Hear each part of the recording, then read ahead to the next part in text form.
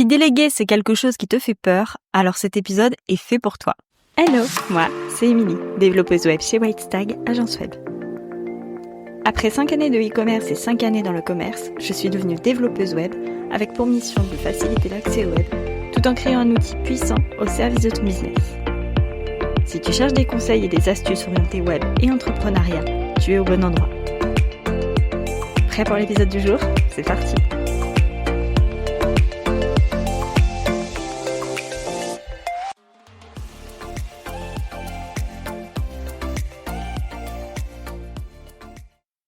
Hello, je suis super contente de te retrouver pour ce nouvel épisode. Pour ce nouvel épisode, je ne suis pas seule puisque on va parler de délégation. On va parler de comment faire pour que la délégation se passe bien, pour qu'elle soit sereine. Et pour ça, je reçois Amandine qui est experte en productivité et en espace notion. On va t'expliquer avec Amandine comment déléguer pour que ce soit à la fois efficace, sans prise de tête et en même temps que tu sois pleinement protégée. Coucou Amandine, est-ce que tu peux te présenter, nous expliquer ce que tu fais et auprès de qui tu interviens ? Hello Émilie, merci beaucoup pour ton invitation sur le podcast. Donc je suis Amandine, la fondatrice de Careful Lady Boss et mon job c'est d'aider les entrepreneurs à mieux s'organiser et pour gagner en moyenne environ 2 heures par jour. Alors justement, toi Amandine, tu interviens auprès d'une cible qui se sent débordée, qui n'arrive plus à s'organiser, qui voudrait récupérer du temps et du temps de qualité. C'est ce qu'on va voir aujourd'hui parce que on entend souvent dire qu'il faut déléguer avant d'être submergé, avant d'avoir trop de choses qui nous polluent entre guillemets notre temps, qui est quand même assez précieux. Mais comment on se dit et comment on se rend compte qu'on est submergé parce que on a beau se le dire, je pense que le temps qu'on prend pas le recul dessus, on n'arrive pas à s'en rendre compte. Est-ce qu'il y a des signes qui nous montrent qu'on est submergé ? Alors tu as tout à fait raison d'évoquer la délégation comme étant une solution à adopter si on se sent submergé et si on se dit que c'est quelque chose qu'on voudrait explorer. Mais c'est vrai que au départ, dès qu'on parle de délégation avec quelqu'un qui travaille tout seul ou qui n'en a pas l'habitude, tout de suite, on peut avoir une relation un peu de peur avec la délégation.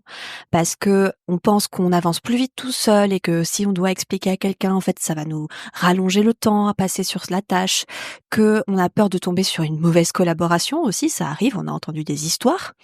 Être frustré de pas réussir forcément tout ce qu'on voulait faire, mais pas savoir forcément comment s'y prendre pour déléguer. Parce que c'est quelque chose qui ne s'apprend pas. A priori, il faut quand même, c'est quelque chose qui ne s'invente pas, pardon. Et du coup, il faut quand même avoir un minimum de socle de méthodologie pour que ça se passe le mieux possible.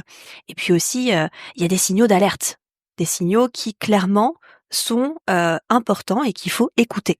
Il faut s'écouter. Donc, le premier, c'est la surcharge mentale. Quand on se retrouve à se dire à la fin de la journée, à 18h, au moment d'éteindre l'ordi, «Oh mince, j'ai oublié de faire ça, c'est super important, il faut que je rallume tout, il faut que je me remette, ah là, comment je vais faire?» Panique à bord. Déjà, c'est un signe quand même assez prégnant. Ensuite, principalement quand on va déléguer des tâches que l'on n'aime pas faire spécialement ou qui ne sont pas dans sa zone de génie.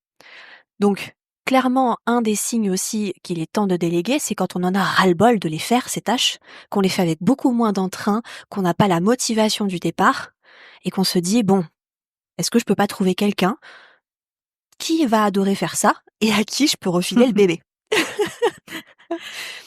Le troisième point, c'est aussi, à un moment donné, la stagnation de son business. Parce que un business, c'est une affaire qui génère du chiffre d'affaires. Et donc, en théorie, il faudrait qu'elle soit en croissance pendant un certain nombre d'années, un certain nombre de temps. Et donc, quand on se rend compte qu'on atteint une limite dans ce qu'on est capable de faire, un plateau, c'est peut-être le signe qu'il faut commencer à chercher des collaborateurs pour nous appuyer. Voilà. Donc, en gros, quand on passe trop de temps à faire des tâches sur lesquelles on ne s'amuse pas, qui ne sont pas dans notre zone de génie et où on souhaite pas forcément développer ses compétences, je pense que c'est un excellent moment pour penser à la délégation. Oui, là en fait, on se rend compte que on a tous vécu ce moment-là où on est sur une tâche qui nous prend plus de temps que ce que ça devrait, que ça va nous coûter aussi en énergie parce que mine de rien, on dépense énormément d'énergie à déjà faire les tâches classiques et courantes, mais si en plus on doit faire quelque chose qu'on n'arrive pas à faire, qu'on n'aime pas faire, en effet, c'est le début de la fin. C'est clair.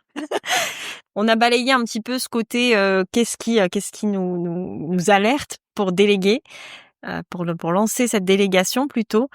Est-ce qu'il faut attendre d'être prête pour déléguer? Alors, la réponse ne va plaire à personne, mais il n'y a pas de bon moment pour déléguer. Le bon moment, c'est quand on choisit de le faire. Au moins, ça a le mérite d'être clair. Maintenant qu'on a dit ça, je vais m'appuyer sur mes expériences antérieures parce que j'ai encadré des équipes pendant 7 ans.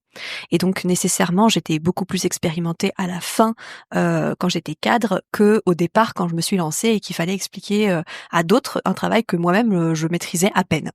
Donc là, si on doit prendre les choses de manière méthodique, je dirais que au-delà de tous les signaux d'alerte qu'on a évoqués un petit peu plus tôt, ce qui va être aussi intéressant à prendre en compte, c'est est-ce que déléguer, c'est la meilleure solution à l'heure actuelle pour soi? C'est-à-dire, est-ce qu'il n'est pas possible d'automatiser les tâches? On parle beaucoup d'automatisation en ce moment, et ça peut être quelque chose d'intéressant à explorer parce que forcément, le coût en est réduit vu que c'est une machine qui réalise l'action.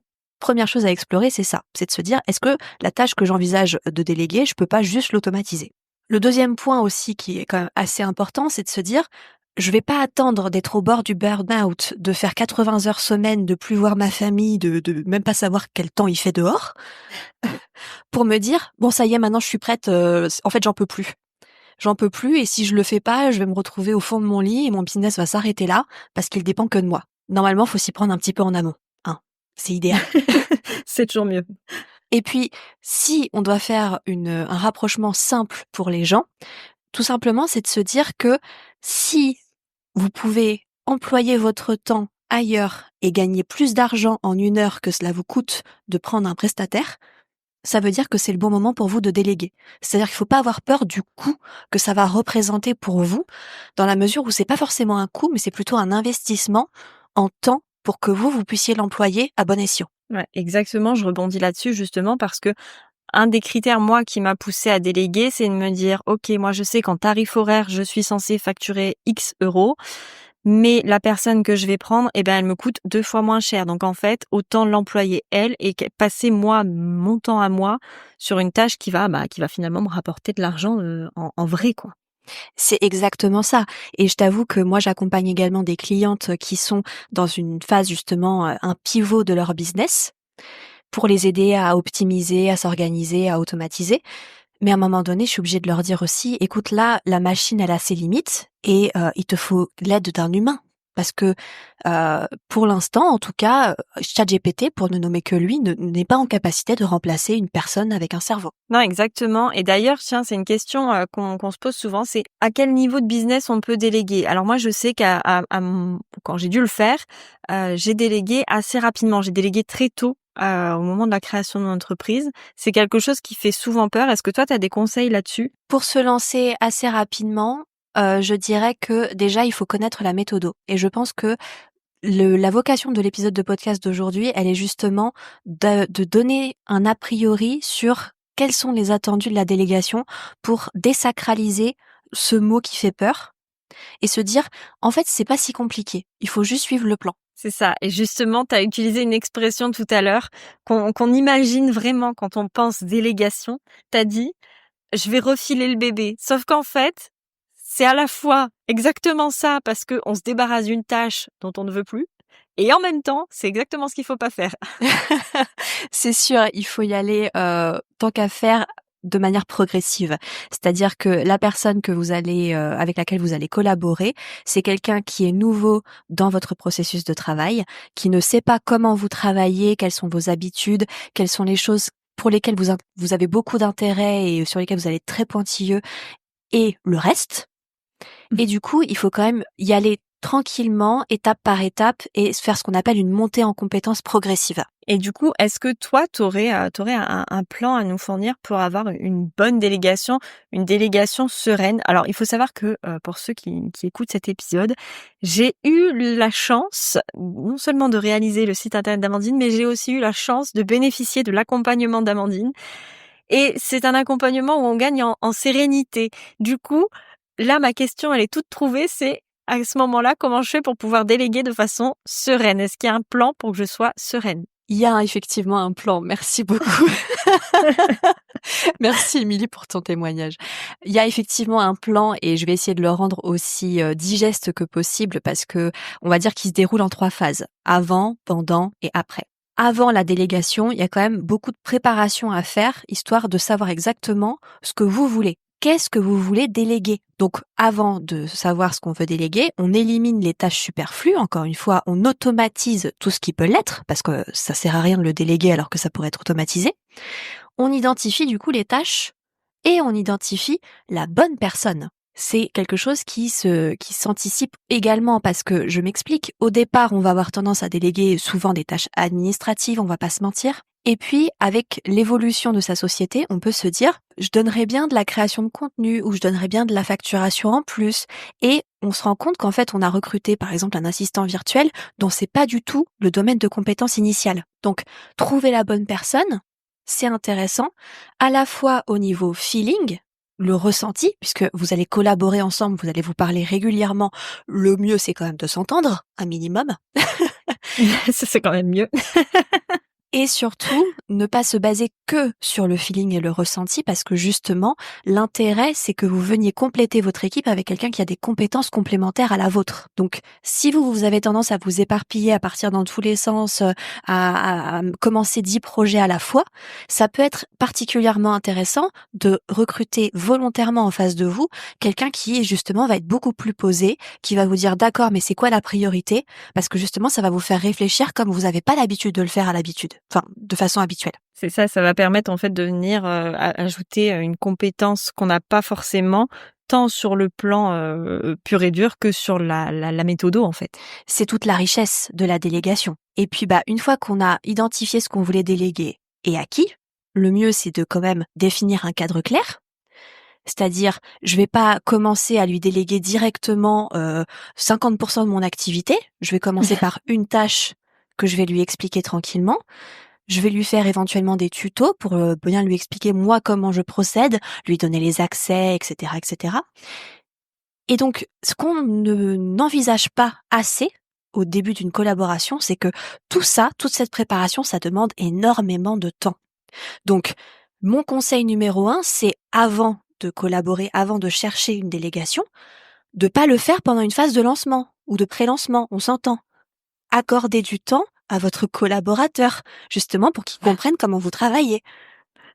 Oui, le pauvre, sinon il va se sentir très, très vite dépassé, il va peut-être vouloir aussi lui déléguer pour le coup. Surtout que le lancement, vous l'avez anticipé, donc partez du principe qu'une délégation, c'est la même chose.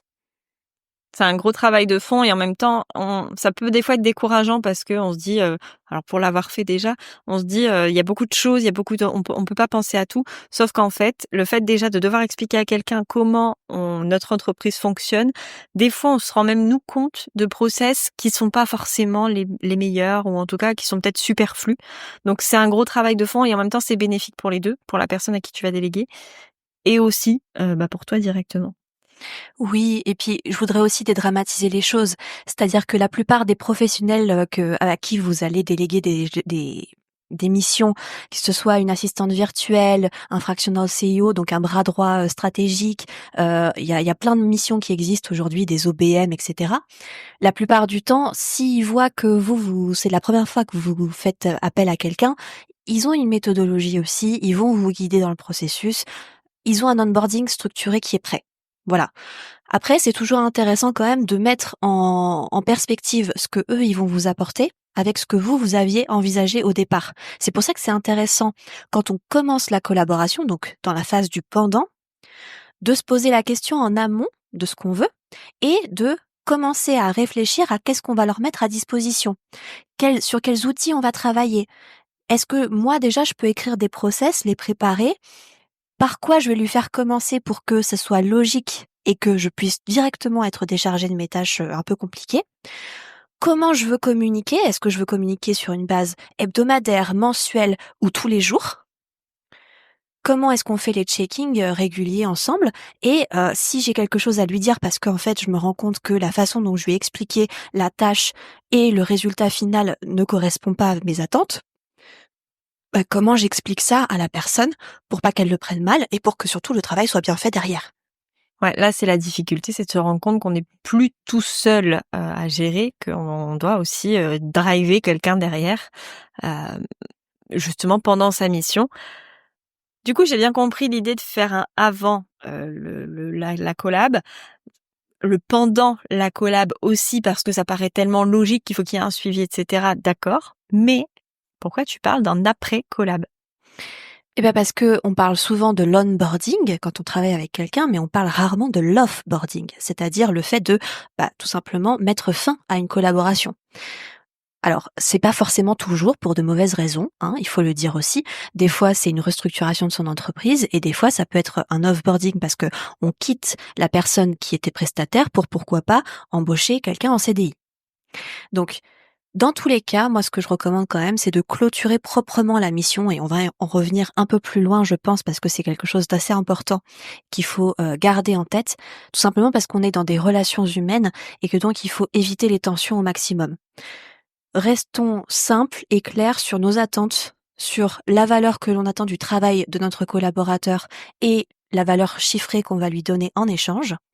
Et puis, ça peut être aussi un bon moment, juste avant la fin de la collaboration pour justement revoir les process et se dire: «Est-ce que la manière de travailler jusqu'à maintenant, c'est la manière la plus optimisée de faire les choses?»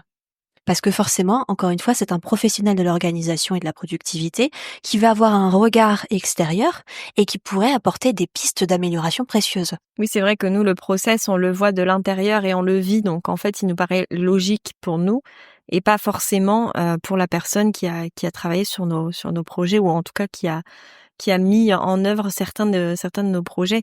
On parle, éventuellement des assistantes virtuelles, mais on a aussi, les créateurs de contenu pur et dur, donc plutôt les community managers, où là, pour le coup, il y a aussi un regard sur la stratégie qui peut être différent. Le fait que nous, on ait une façon de faire une stratégie, heu, qui nous semble efficace et qui en fait l'est pas. Alors là, je vais parler de mon expérience personnelle, mais moi j'ai pris une community manager au tout début de mon entreprise. Je créais des posts, j'avais l'impression que ça marchait bien, j'avais un super taux de fidélisation, enfin j'avais vraiment un bon taux.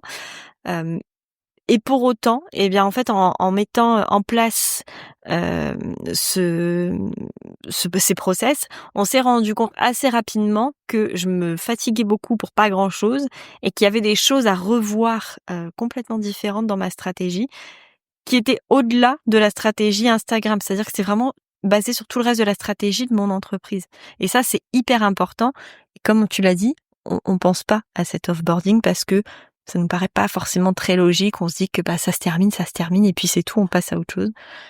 En effet, je te rejoins, il faut un offboarding. Et puis les gens, quand on collabore avec eux, ils ont tellement à nous apprendre. Je pense que c'est un échange de valeurs monétaires contre un service, mais c'est aussi un échange de bonnes pratiques. Je veux dire, il n'y a pas de raison, si quelque chose fonctionne ou si une stratégie est à revoir, de d'occulter l'avis de quelqu'un qui a vu notre business de l'intérieur et qui donc est hyper bien placé pour nous conseiller avec bienveillance évidemment sur des axes d'amélioration et d'optimisation. Ouais, exactement. On se dit qu'on a trouvé la bonne personne. Alors, on a vu ensemble, hein, en gros, on n'embauche pas la copine pour lui faire plaisir. On s'assure que ce soit la personne qui corresponde à nos besoins. C'est mieux. Et ça- ouais, mais ça, je l'ai vu régulièrement. J'ai pris la copine parce qu'elle faisait ça et puis au final, ben non, non, finalement, ça fonctionne pas. Ça peut arriver.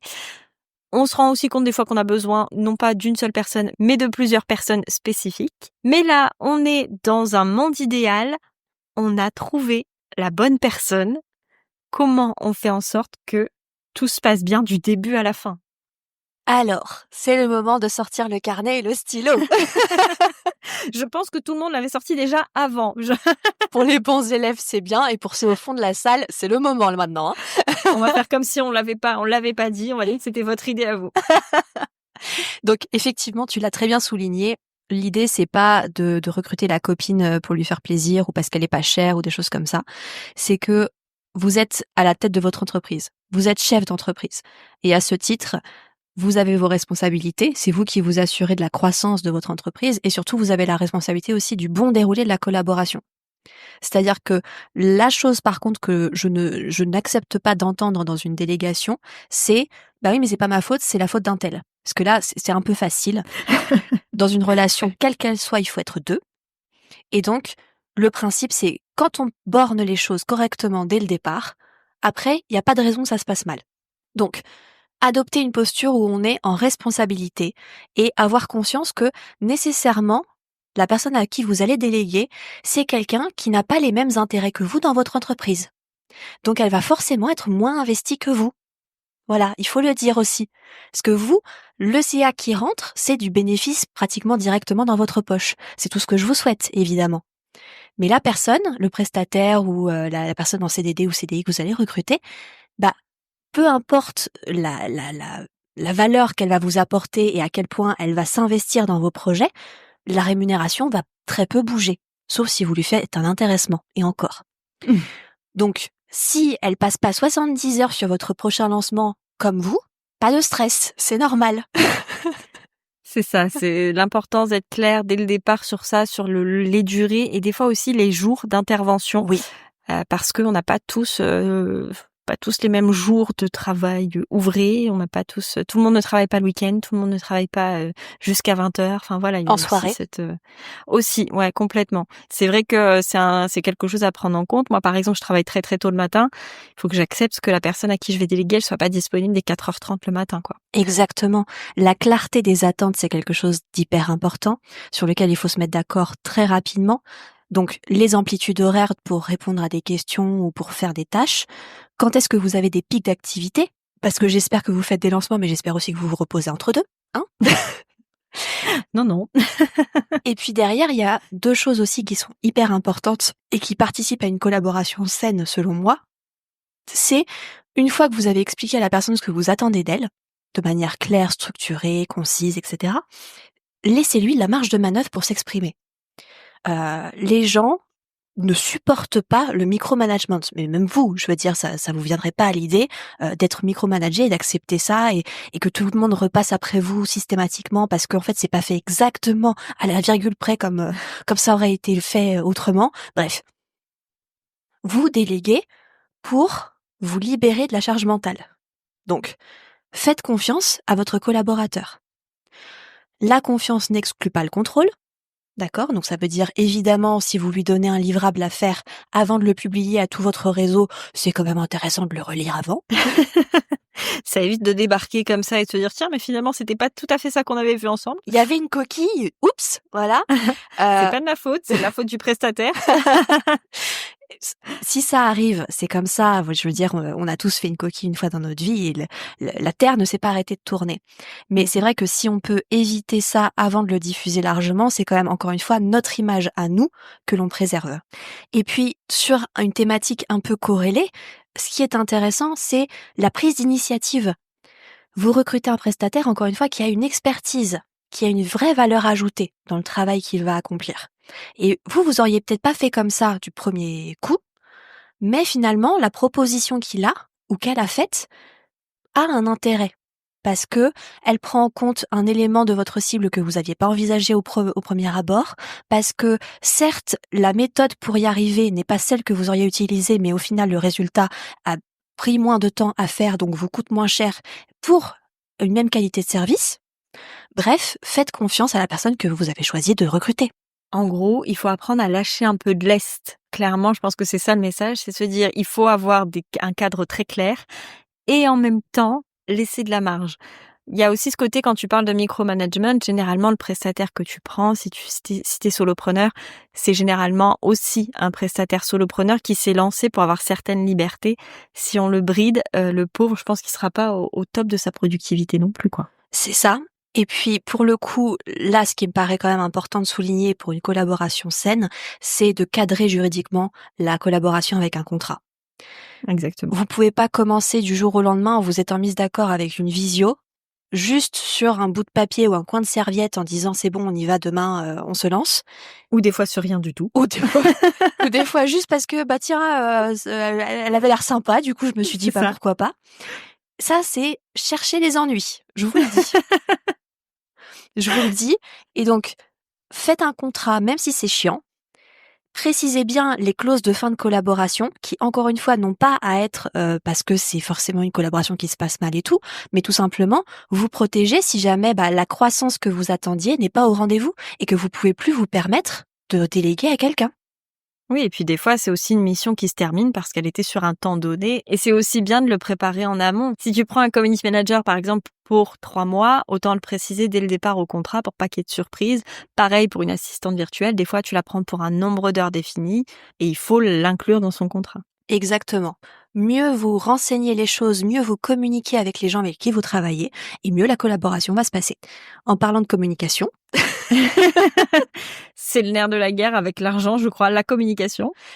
la communication, souvent mes questions de mes clientes, c'est oui, mais qu'est-ce que j'utilise comme canal, comment on fait concrètement, à quoi ça ressemble, etc.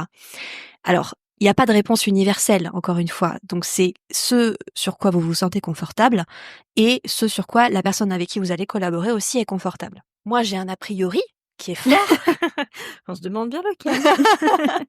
Il se trouve que je suis consultante Notion, donc Notion pour ceux qui connaissent, et je trouve que c'est un outil qui est versatile, mais surtout qui se prête assez bien à la collaboration, surtout quand c'est une petite équipe. Quand ça devient plus de 10 personnes, c'est encore une organisation différente, mais quand on est 2, 3, éventuellement 4 ou 5, c'est, je pense, quelque chose qui est idéal.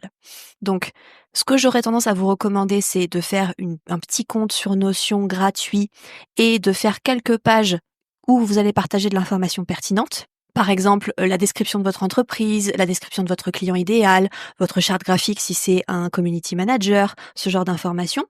Et une liste surtout de tâches qui soient claires et qui soient avec des dates précises. J'attends ce livrable pour tel jour, telle heure. J'attends cette tâche pour faire ça. Avant que tu puisses faire ça, moi, il faut que je te mette ça à disposition. Ça évite énormément de questions, d'échanges de mails, etc. Vous mettez tout à disposition sur le même espace et ça vous permet aussi d'avoir un historique des missions. Moi, je suis pas consultante Notion, mais pour avoir malheureusement testé au début quelque chose qui n'était pas efficace, c'était de communiquer sur plein de canaux différents. SMS, WhatsApp, mail, Notion. À la fin, on ne sait plus où quelle info se trouve. Et je confirme que Notion, au moins, l'avantage, c'est que tu peux gérer plusieurs choses du même endroit. Je connais quelqu'un qui fait de très belles bases de données justement pour ça. Mais ça te permet justement d'avoir tout en un clin d'œil. Et c'est aussi rassurant, je pense, pour la personne que tu onboardes et qui va travailler pour toi parce que elle a un support et elle a quelque chose de clair et construit. Et ça ne tient pas compte de ton rythme de travail. Parce que un mail, si tu l'envoies à 23h ou à 4h du matin, ça se voit. Un espace Notion, quand tu mets une information à disposition, il n'y a pas forcément les horaires à chaque fois de tout ce que tu as écrit. Donc, ça permet de garder de la flexibilité sur le rythme de chacun. Tant que la tâche est réalisée à échéance, on s'en fout du quand, du comment et du pourquoi. Et puis souvent, quand ton espace est bien construit, tu peux le réutiliser après pour un autre prestataire. Donc en fait, tu perds même pas de temps. Exactement. Alors ça, c'est dans le meilleur des mondes. On trouve la bonne personne. On utilise le canal de communication qui nous convient à tous les deux. Le contrat est clair.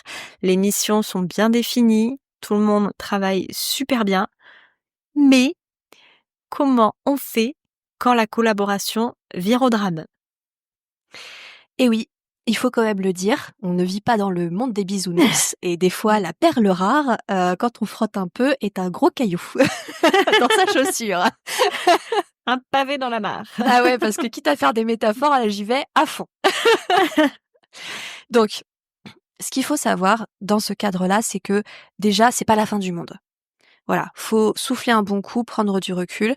Évidemment, ça nous touche au premier chef, donc ça va être quelque chose qui va nous impacter beaucoup. Mais c'est pas une bonne manière de réagir que de s'emballer, de se mettre en colère, de nier sa responsabilité, encore une fois, et de tout mettre à la porte du jour au lendemain en disant ça marche pas, de toute façon je sais même pas pourquoi j'ai essayé, voilà, c'est n'importe quoi, vas-y j'arrête. Mauvaise idée de commencer là. Même si ça nous vient tous à un moment donné à l'esprit de se dire « Ah, dans quoi je me suis embarquée ?» Donc, déjà, prendre un peu de recul et se dire « Il est où le vrai problème ?» Est-ce que c'est un problème de compétence? La personne que j'ai recrutée, en fait, pour lui déléguer quelque chose, n'a pas les compétences que je pensais qu'elle avait. Par exemple, je recrute une assistante virtuelle, je me retrouve à lui déléguer une partie de la création de mon contenu sur Instagram et je me rends compte que la qualité n'est pas au rendez-vous. Oui, c'est parce que c'est pas une community manager, c'est une assistante virtuelle. Est-ce que c'est un problème de communication? C'est-à-dire, j'ai pas réussi à faire bien comprendre à ma collaboratrice ou à mon collaborateur mon besoin et mes attentes en termes de qualité. Auquel cas, ça se réajuste avec un entretien et une discussion. Est-ce que mes attentes à moi sont mal définies? Encore une fois, la personne que vous la recrutez pour un projet, pour une mission ou pour des tâches bien précises. Si vous la submergez de tâches, que vous lui donnez 10 livrables à faire, que vous vous attendez en un mois à ce qu'elle ait votre ton de voix, votre idée du design et du branding, qu'elle fasse tout parfaitement, ça va pas être le cas. Je suis navrée de vous le dire. Il faut le savoir. Voilà. Donc, identifier la source du problème. Et une fois qu'on l'a identifié, surtout, il faut pas le garder pour nous. Ça n'a aucun intérêt. C'est-à-dire, si on voit quelque chose qui ne va pas, encore une fois, les relations que vous avez avec elle, avec cette personne, normalement, elles sont sur une base à peu près hebdomadaire ou chaque jour. Parlez-lui-en. Ne commencez pas à ruminer dans votre coin en disant « Ah, c'est pas comme ça que j'aurais fait, je vais tout refaire du départ parce que ça me va pas ». Ayez une discussion franche et ouverte avec la personne en vous basant sur des faits et en vous disant « Bon, là, je pense qu'en fait, on s'est pas bien compris sur le niveau de qualité que j'attendais. Voilà plutôt comment moi j'aurais fait et voilà le niveau de qualité que j'attends. Donc, cette partie-là est OK, mais cette partie-là, elle serait à revoir et celle-là aussi et celle-là aussi. » Et puis, si on se rend compte que, effectivement, ça ne va toujours pas, soit on ajuste la mission, son contenu, par rapport à la compétence des personnes, soit, encore une fois, on met fin à la collaboration proprement, et c'est là que le contrat prend tout son sens, parce que sinon, la prestation est à moitié délivrée. Du coup, qu'est-ce qu'on fait? Est-ce qu'on paye toute la prestation ou seulement la moitié? Ça va dépendre des points de vue. C'est ça, c'est souvent le nerf de la guerre. À partir du moment où tu commences à parler argent, c'est là que les problèmes arrivent. Et je le comprends, parce que du point de vue de l'entrepreneur qui recrute quelqu'un, il n'a pas envie de payer la totalité d'une presta qui a été délivrée qu'à moitié. C'est ça. Mais en même temps, si ça n'a pas été cadré, vous êtes en tort. Les torts sont partagés. Voilà. Donc, on met fin à la collaboration proprement si on voit que vraiment on trouve pas de solution. Et puis surtout, on réfléchit après à un process pour éviter que ça se reproduise. Parce qu'on a fait l'erreur une fois, c'était un hasard, mais 2 fois, faut commencer à se poser des questions. C'est ça. Quitte à co-créer le process, et c'est aussi là que ça peut intervenir la Oui. compétence de la personne en face. C'est de se dire, OK, comment toi t'as compris ça? Comment toi t'as vu ça? Comment toi t'as vécu ça? Pour justement venir rattraper tout ça. Exactement. Et à ce propos, d'ailleurs, il fallait que je vous partage une expérience que j'ai vécue, parce que là, je suis en train de vous donner des conseils et des recommandations. Sachez bien que c'est basé sur mes expériences antérieures, mais que jusqu'à maintenant, ça m'arrive encore, malheureusement, de rater certaines collaborations, justement parce que des fois, je m'appuie sur mes acquis. Et récemment, justement, il m'est arrivé une histoire où, en fait, je me suis rendu compte que j'avais pas bien cadré la collaboration dès le départ. C'est-à-dire que j'avais fait une proposition commerciale à une cliente qui l'avait validée, mais qui avait des attentes qui étaient bien au-delà de ce que j'avais écrit. Donc, qui s'attendait concrètement à ce que je travaille gratuitement pour elle. Le deal est pas bon. Les calculs sont pas bons, Kevin. Et c'était un peu ça le plan. Et concrètement, alors au départ, ça ne me dérangeait pas parce qu'évidemment, elle a fait ça de manière intelligente, c'est-à-dire qu'elle m'a fait une demande à la fois. Oui. Donc ça ne ressemblait pas à une charge de travail trop conséquente. Et surtout, je me disais, pourquoi pas, de toute façon, on collabore ensemble, c'est une cliente qui est sympathique, et puis peut-être que ça pourrait amener aussi à d'autres collaborations futures avec elle. Donc, je voyais pas trop le problème. Et c'est en regardant le nombre d'heures que j'avais passé sur son dossier que je me suis dit, Amandine, chaque heure que tu as passée avec elle, en fait, tu lui as facturé 10 € de l'heure. C'est bien ça, je sais pas dans quel pays tu vis, mais Et là, ça peut des fois suffire. je parle de chiffre d'affaires, on est d'accord, donc pas d'URSSAF, pas de TVA, passer là-dessus encore. Et là, je me suis dit, non, t'as chié dans la colle, vraiment. On n'osait pas le dire. Moi, j'ose. Pour le coup, moi, j'ose. Et du coup, c'est vrai que on a eu une discussion franche et ouverte où je lui ai dit, écoute, on va arrêter les demandes qui sortent du cadre de ce que tu voulais au départ et de ce que je t'ai facturé. Je vais me concentrer sur la délivrance de ce que tu m'as demandé. Et si tu veux autre chose, en fait, ça fera l'objet d'une autre facturation. Voilà. Ouais, complètement. Et ça a été Complètement. tout à fait entendu. J'ai été transparente avec elle. Je lui ai montré les données chiffrées aussi. Voilà, parce qu'il n'y a pas de raison. Mais au moins, je sais maintenant comment faire pour pas que ça se reproduise, et je sais aussi comment cadrer la collaboration, parce que j'ai dit oui pour faire plaisir et parce que j'avais encore un peu de temps à l'époque. Maintenant, je sais que je le ferai pas, et en tout cas pas sous ces modalités-là. Non, c'est sûr qu'on peut pas changer. C'est aussi ça la difficulté, c'est que des fois même la personne en face se rend pas forcément compte que la demande sort du cadre, ou que c'est tellement des fois c'est tellement versatile qu'on se dit bon, allez, ça va prendre 5 minutes par-ci, 5 minutes par-là, parce qu'il y a ça aussi, il y a le fait qu'on n'évalue pas forcément le vrai temps que ça va prendre. En tout cas, quand on n'est pas expert de son domaine, on se dit bah ça va se faire en 5 minutes, alors que bah absolument pas. Et du coup, on n'a pas l'impression d'en demander beaucoup. On n'a pas non plus l'impression d'en demander plus ou de sortir du cadre. Et malheureusement, à la fin, ça peut créer un conflit. C'est aussi là l'importance de la bonne communication. Dans l'exemple que je donnais, c'était pas de la mauvaise volonté ou une volonté de nuire de sa part, ou de la mienne d'accepter ces demandes. Au contraire, c'était justement pour faire en sorte que la collaboration se passe bien, etc. Mais c'est vrai qu'au final, en prenant du recul, c'était pas dans mon intérêt, parce que du coup, j'étais pas rémunérée à la hauteur de ma compétence, et c'était pas dans le sien parce que, à la fin, je finissais par faire les missions qu'elle m'avait données presque à contre-cœur. Oui, c'est ça. C'est dommage.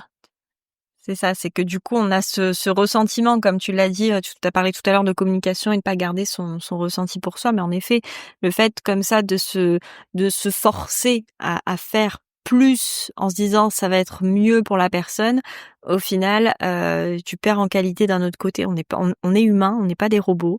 Et il y a des tâches qu'on peut pas automatiser, qu'on doit faire nous-mêmes. Alors, un autre exemple concret, du coup, qui m'est arrivé à moi, pas en tant que, chef d'entreprise qui délègue, mais en tant que prestataire, parce que du coup, moi, je suis forcément prestataire quand je crée le site de quelqu'un. Et c'est plutôt le fait de mal cadrer les choses, parce que la personne était ultra bienveillante, ultra gentille, et ça, il y avait aucun souci. Pareil, il y avait pas de volonté de nuire ou d'obtenir des prestations gratuitement, enfin voilà. Mais il y a le fait de se dire, Heu, j'ai cadré mon projet, moi, pour que ça rentre dans un timing, et la personne en face a des missions qu'elle ne remplit pas forcément dans le timing, et on se retrouve à un moment donné à avoir une mauvaise communication. Un exemple concret que moi je peux donner, c'est que, la personne devait me fournir des éléments pour que je puisse finaliser la construction de son site. Elle avait un délai pour le faire. Je lui ai redemandé gentiment 1 fois, 2 fois, et puis au bout d'un moment, voilà, on se dit: «Bah, je vais pas insister parce que peut-être qu'elle est débordée, et on verra ça plus tard. J'ai encore de la marge pour la sortie du site». Et puis finalement, 2 mois après, la personne se réveille, me fournit ce dont j'avais besoin à 7 heures du matin, et à 9 heures m'envoie un message en s'étonnant que ça ne soit pas encore sur son site. Eh bien, malheureusement, non, j'avais pas pu parce qu'entre-temps, j'avais d'autres projets aussi. Elle n'était pas toute seule. C'est pas la seule personne qui faisait vivre mon entreprise à ce moment-là. Heureusement pour moi, j'ai envie de dire. Et c'est assez problématique parce que du coup, ça met un froid dans la relation, parce que même s'il y a pas eu volonté de nuire, moi, je me suis dit: «Attends, il y a un moment donné, je vais quand même demander plusieurs fois. Elle m'a pas fourni, elle m'a laissé en plan, elle atterrit, et d'un coup, je vais devoir faire ça là, dans l'urgence, alors que c'était pas prévu». Heu, alors que, c'était cadré, mais pas forcément respecté. C'est à un moment donné quelque chose où j'aurais peut-être vraiment dû plus cadrer, en mettant par exemple en place, des pénalités de retard. C'est quelque chose qu'on n'aime pas faire, mais qui parfois peuvent être dissuasifs. Oui. Ou alors en expliquant clairement à la personne: «Bah, voilà, le temps que tu ne me fournis pas ça, et bien dans ces cas-là, ça décale la livraison à autant de temps». Et pas juste moi me dire: «Bah, c'est pas grave, je rattraperai, je vais réussir à la recaser à un moment où ça sera un petit peu plus calme, ou alors quand elle me le fournira, je ferai ça entre deux». Parce que du coup, en fait, on perd même soi en qualité de travail. On fait des choses dans l'urgence, et si, l'urgence était la bonne solution, on agirait tous, tout le temps, dans l'urgence. Et on le sait, c'est pas non plus l'occasion de faire le meilleur travail. En plus, ouais. Donc, quand on prend ces situations avec un peu de recul, ou même quand on entend des histoires horribles de gens qui sont nos proches, notre entourage, c'est facile de poser un jugement après coup et de se dire bah oui, mais moi j'aurais pas fait comme ça, il aurait plutôt fallu faire comme ci, etc., etc. Sauf que quand on est dans la situation, c'est beaucoup plus difficile de se projeter. D'où l'intérêt, encore une fois, d'avoir une méthode et de la suivre au plus près. Et puis, bah, des fois, même en sachant et en s'attendant à certaines choses, il y a aussi les imprévus de la vie qui se passent. Il se trouve que j'ai une de mes clientes qui était en plein lancement, qui, a une compétence, avérée certaine, mais qui, bah, du coup, pour le coup, son domaine de compétence, c'est pas du tout les pages de vente, le fait de faire du graphisme et cetera. Elle avait trouvé une prestataire pour lui faire une page de vente pour son offre qui allait sortir. Donc elle la contacte suffisamment longtemps en avance, parce que c'était plus d'un mois avant, elle lui donne tous les éléments textuels pour pouvoir alimenter la page, elle lui donne des photos, etc. Tout propre, tout bien. Ma cliente avait fait le travail parfaitement. J'étais très La fière d'elle. cliente idéale. J'étais très fière d'elle, autant le dire. Et cette prestataire, du coup, lui fait des points réguliers, l'informe de l'avancée de la situation, de l'avancée de la page de vente. Et une semaine avant la livraison, estimée, cette personne, ce prestataire, contacte ma cliente et lui dit: «Bah, écoute, il se trouve que j'ai décidé de déménager à l'autre bout du monde et du coup, je pourrais pas te livrer, comme je l'avais prévu initialement».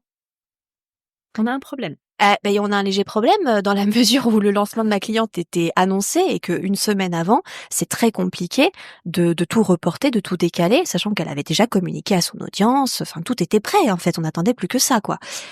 Et donc bah, cette personne, vivait un tel changement de vie et de rythme intérieur qu'elle n'a pas entendu que ma cliente était en difficulté par rapport à cette décision qui était d'un domaine complètement personnel de sa vie et qui n'aurait pas dû impacter ma cliente. Donc, comme la collaboration avait mal été cadrée, qu'elle s'était mise en accord uniquement sur un devis et que sur ce devis, il n'y avait pas de date de livraison, que c'était juste mise d'accord sur un mail, bah, j'ai expliqué à ma cliente après coup, je lui ai dit: «Bah, malheureusement, je suis désolée que ça se soit pas si bien passé et que, bah, tu dû, récupérer les informations quand tu as pu en urgence et pas comme tu aurais voulu», parce que forcément, elle a fait ça vite fait avant de partir. C'était pas complètement à jeter, mais c'était pas les attendus de ma cliente. Mais tu vois, je lui ai expliqué avec du recul, je lui ai dit: «Voilà, ça aurait valu le coup de cadrer ça, de lui dire si c'est pas, une presta qui est délivrée en temps et en heure, bah, ça remet en cause l'intégrité du contrat et de ce que je vais te verser, ce qui est normal». Bref, voilà, ça c'est des choses qu'on n'anticipe pas comme tu disais au début de l'épisode et pourtant, quand ça nous arrive, on est bien content d'y avoir pensé au départ. Ouais, du coup là, ceux qui écoutent et qui n'ont jamais délégué, prenez nos expériences, comme les vôtres et faites des contrats. Oui. Plus sérieusement, moi je voudrais surtout dire que déléguer, ça fait souvent peur. Moi je sais que, on a la fausse croyance, hein, de dire qu'il faut pas déléguer trop tôt, qu'il faut pas enfin voilà. Quand tu as pas la compétence et que tu ne peux pas l'apprendre ou que tu ne veux pas l'apprendre ou que tu n'as pas le temps d'apprendre, il faut déléguer. Ça, c'est je pense le message qu'il faut retenir en partie. Comme, on l'a souligné, ça se prépare. Ça se fait pas du jour au lendemain. C'est pas la solution magique non plus. Il faut quand même qu'il y ait quelque chose derrière de construit. Et justement, on va revenir sur les points clés que tu nous as donnés. Hem, Avant toute chose, il faut identifier de qui on a besoin, de quelles compétences, et ça peut être des compétences au pluriel, on a besoin. Ne pas penser qu'une seule personne va être la solution miracle. Ensuite, il faut bien aussi prendre en compte les fameux signaux d'alerte qu'Amandine nous a donnés, la surcharge, le ras-le-bol, le fait aussi de pas avoir envie de se lever le matin alors qu'on était très content avant de se lever le matin pour aller travailler, c'est aussi un signe. Voir si on peut automatiser la tâche, et là j'ajouterai une petite nuance, c'est que on peut très bien automatiser une tâche, mais ne pas savoir comment automatiser la tâche. Et donc là, on peut peut-être déléguer l'automatisation de la tâche, le process d'automatisation de la tâche. C'est vrai. Le fait de trop attendre pour déléguer, on ne doit pas attendre quand on pense que c'est le bon moment. Et ben, c'est que c'est le bon moment. Il y a pas de hasard. Ensuite, une délégation, ça se prépare. Comme Amandine, elle nous l'a dit, il y a un avant, un pendant et un après collaboration. On construit ensuite une collaboration qui soit efficace en bornant parfaitement tout le projet et en étant très clair en termes de communication. Et puis, si jamais ça tourne mal, ce qui n'est pas le cas de toutes les collaborations, ça on doit le souligner quand même, eh bien, on réajuste. Est-ce que tu penses que j'ai été claire dans ce que j'ai dit? Est-ce que tu valides ou est-ce que tu as des choses à rajouter, Amandine? Je valide sans réserve. Mon dernier conseil, c'est un petit peu justement aussi pour faire le résumé de tout ce qu'on s'est dit, c'est que, comme tu l'as très bien souligné, la délégation, c'est pas la solution miracle. Ça va pas vous sauver un business. Mais par contre, la chose qui fait en sorte qu'une collaboration se passe très bien, c'est le fait de l'anticiper et de prendre en compte son niveau d'énergie dans ce que ça va vous demander pour faire en sorte que ça tourne, que ça se passe bien. On a parlé des tâches à faire, des petites cases à cocher et tout, mais sachez que parler à quelqu'un, collaborer, communiquer avec cette personne, ça demande de l'énergie et donc il faut en avoir à donner. Sinon, c'est pas possible. C'est ça, il faut avant de pouvoir donner de l'énergie, il faut déjà avoir sa propre énergie à bloc. Exactement. Et j'ai expliqué tout à l'heure que y avait des choses qu'on devait donner à des experts, comme par exemple une automatisation qui fonctionne pas, etc.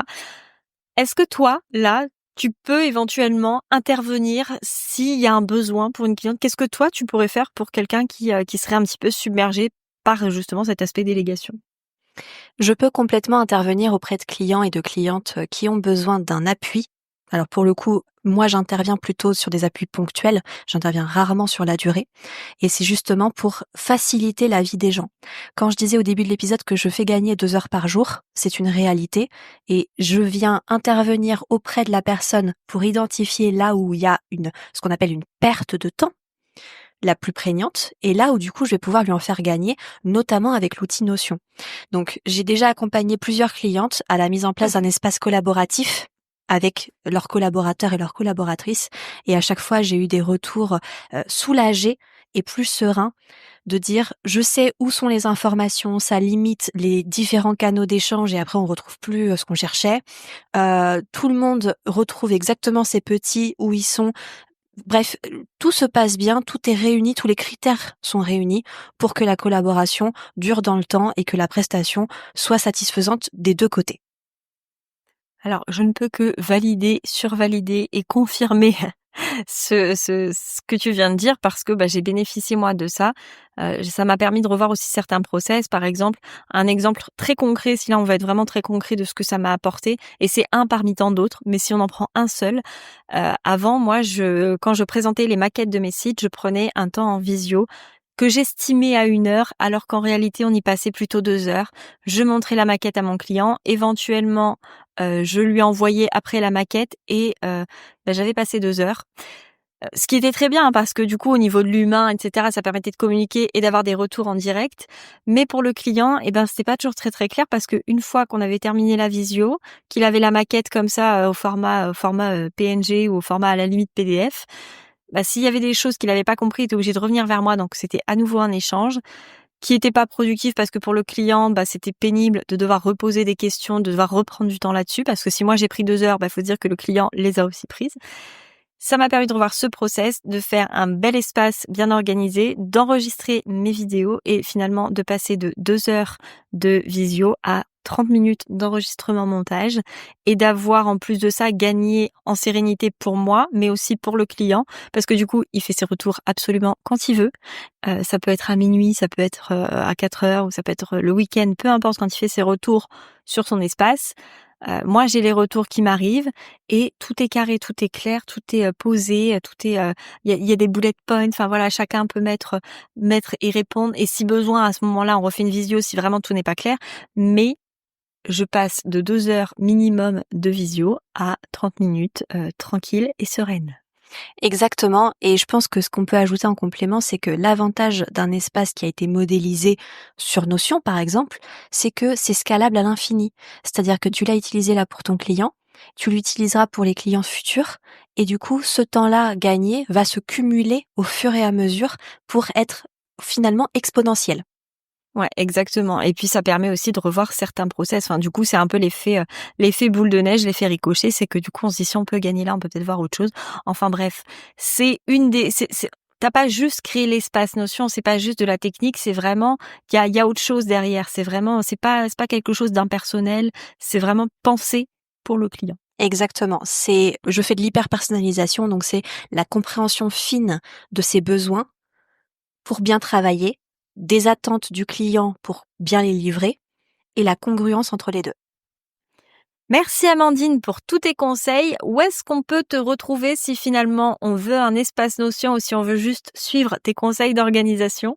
Alors, vous pouvez me retrouver à 2 endroits. J'ai un compte Instagram Careful Lady Boss et un site internet. Si tu veux bien, je te donnerai les liens, comme ça tu pourras les mettre en description de l'épisode. Le lien du site internet, je pense que tu n'as même pas besoin de me fournir. Et puis, ce qu'il faut savoir aussi, le dernier point pour ceux et celles qui seraient intéressés, c'est que la construction d'un espace Notion hyper personnalisé, c'est une prestation que je réalise avec grand plaisir à chaque fois, mais c'est quelque chose qui est sur devis puisque les besoins d'une personne ne sont pas forcément les besoins de quelqu'un d'autre. Et du coup, je veux faire une proposition commerciale qui soit au plus juste. Donc, il faut pas hésiter. Sur mon site internet ou sur Instagram, il y a toutes les informations pour me contacter. Et si vous avez des questions, c'est également avec plaisir que je suis là pour papoter. Merci Amandine. Bah écoute, avec plaisir.